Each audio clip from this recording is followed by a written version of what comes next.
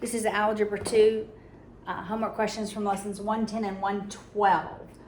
So I'm on page 449. I'm going to start with problem number 7. All right, so it's an inequality and we're going to graph it.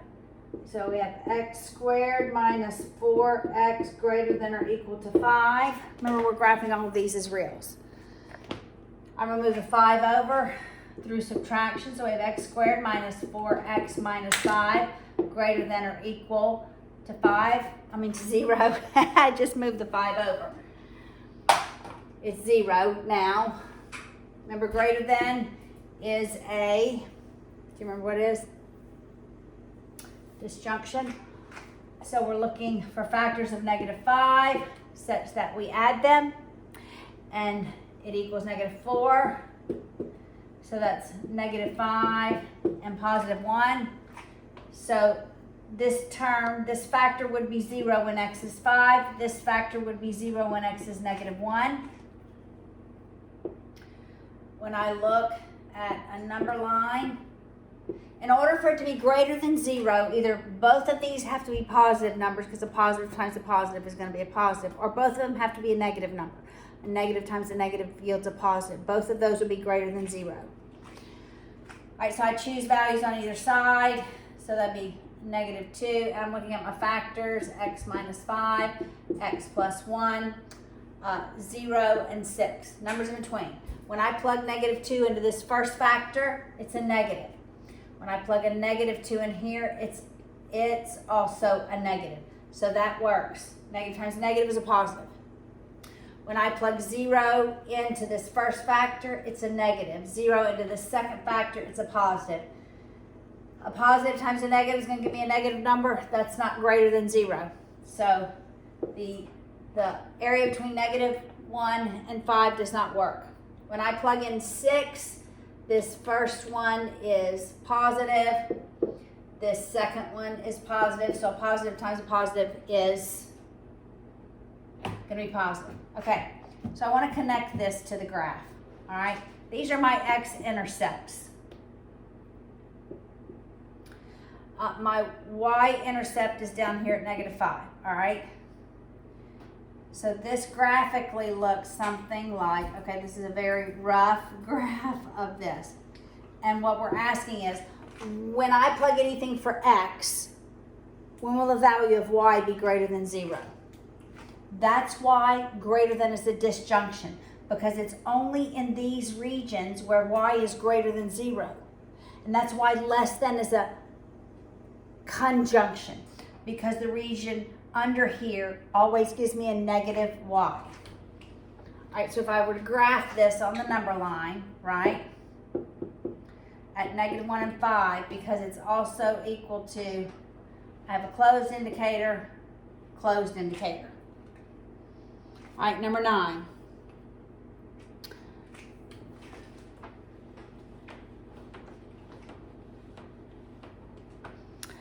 All right, number 9 is x to the half minus y to the 4th squared. X to the half minus y to the 4th squared. Well, when I have a binomial squared, it's the binomial times itself. So it's x to the half minus y to the 4th times x to the half minus y to the 4th. And then I FOIL it. Multiplication is addition. So x to the half times x to the half is x to the 1/2 plus 1/2, which is just x. My outers are, it's a negative, x to the 1/2 y to the 1/4. My inners, negative, x to the 1/2 y to the 1/4. My outers, negative times negative is a positive. 1/4 plus 1/4 is 2/4, so it's y to the 1/2. I have like terms in the middle. I combine my like terms. It's x minus, I have 2 of them. Add my coefficients, right? They're 1.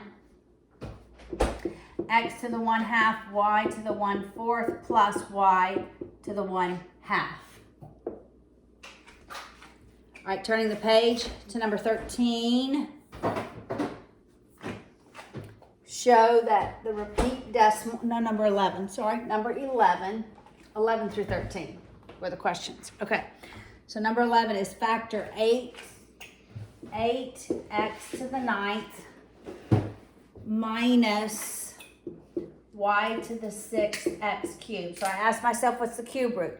The cube root of 8 is 2. The cube root of x to the 9th is x cubed.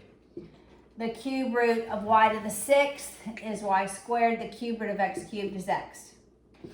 Minus is minus plus plus. So my binomial is going to be minus. It's the cube root of those terms. 2x cubed, y squared x.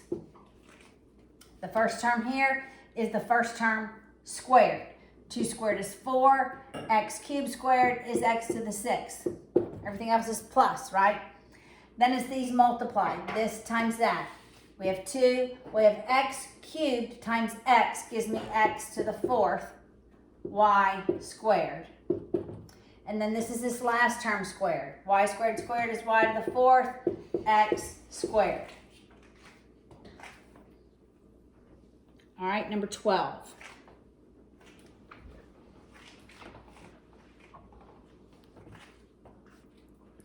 Number 12 is 27. 27, x to the 12th, y to the 9th, plus p to the 6th, m to the 15th. Plus is plus minus plus, but we go through the same process. All right, the cube root of 27 is 3. The cube root of x to the 12th is x to the 4th. Right, we're dividing that exponent by 3. The cube root of y to the 9th is y cubed. The cube root of p to the 6th is p squared. The cube root of m to the 15th, we're dividing it by 3, is m to the 5th. Plus is plus minus plus. So it's just those cube roots of each term added in this first term. This first term is this first term squared. So 3 squared is 9. X to the 4th squared is x to the 8th, because power raised to power we're multiplying. Y cubed squared is y to the 6th. Here's where my minus sign goes.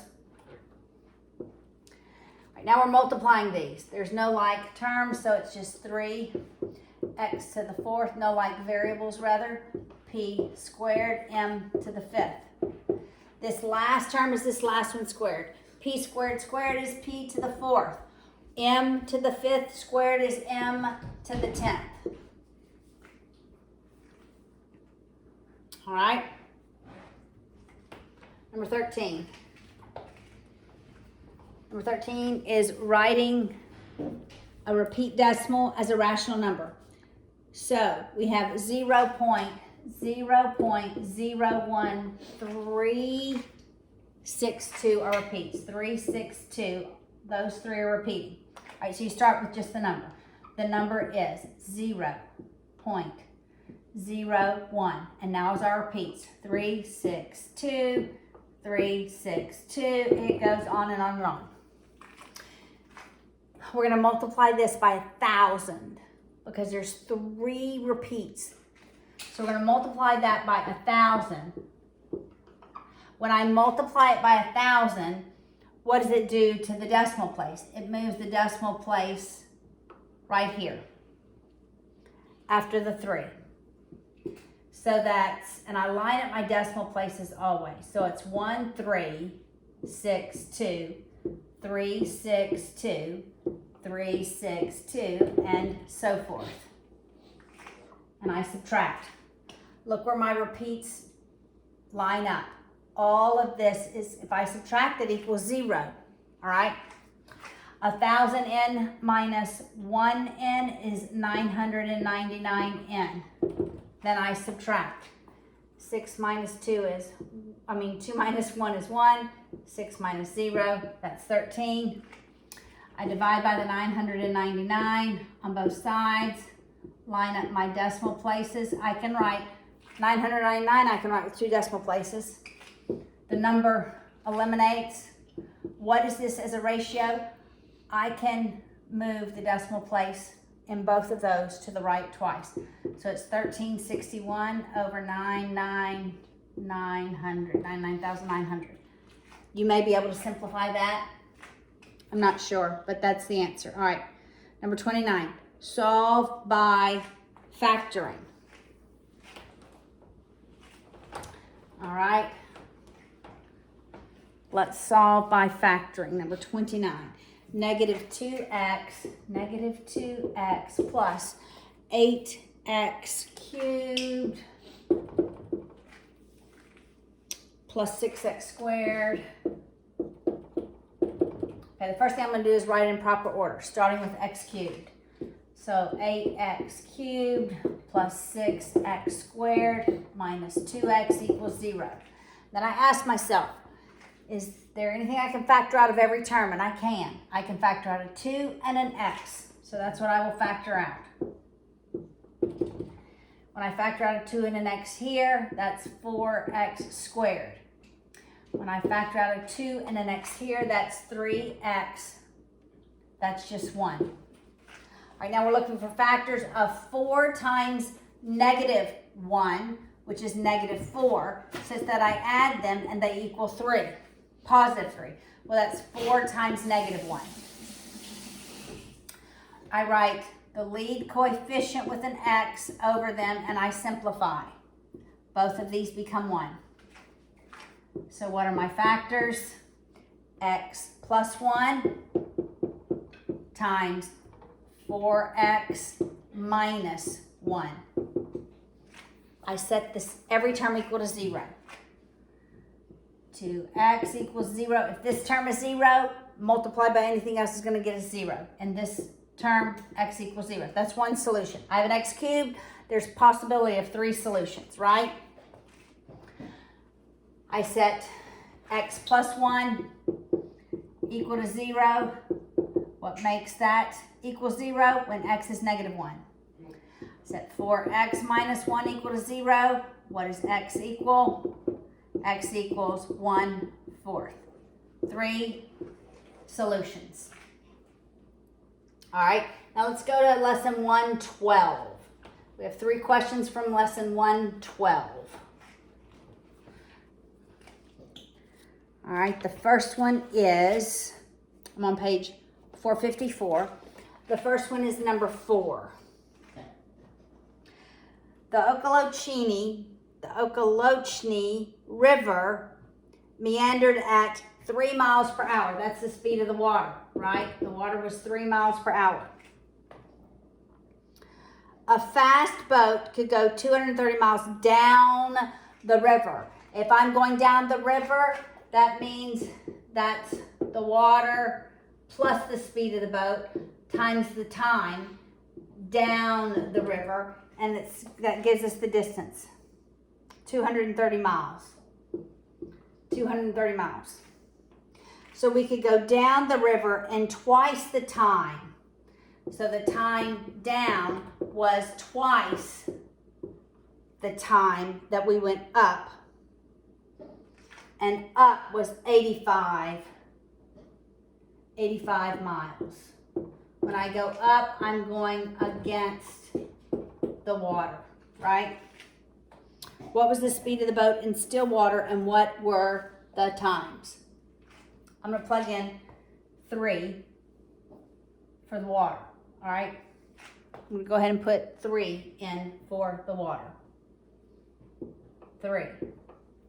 All right, we'll distribute. This first one is going to be BTD plus 3TD equals 230. This second one is going to be BTU minus 3TU is 85. For TD, I want to substitute this in. All right, so in this one, I'm going to substitute in 2TU. 2TU. So we end up with, and I'll write it down here, this is 2BTU plus 6TU equals 230. All right, remember we always want to eliminate the second degree term. This is the BTU. So I'm going to multiply this first one by negative 2, and then we'll add them. So we end up with negative 2BTU plus 6TU equals 85 times negative 2. That'd be negative 160, negative 170, negative 170. And I add them. So we have 12 TU equals 60. So the T time upstream is 5 hours. If the time upstream was 5 hours, the time downstream was 2 times that, 10 hours.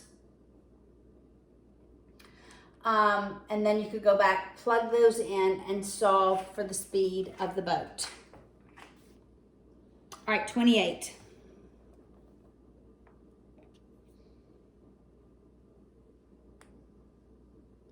All right.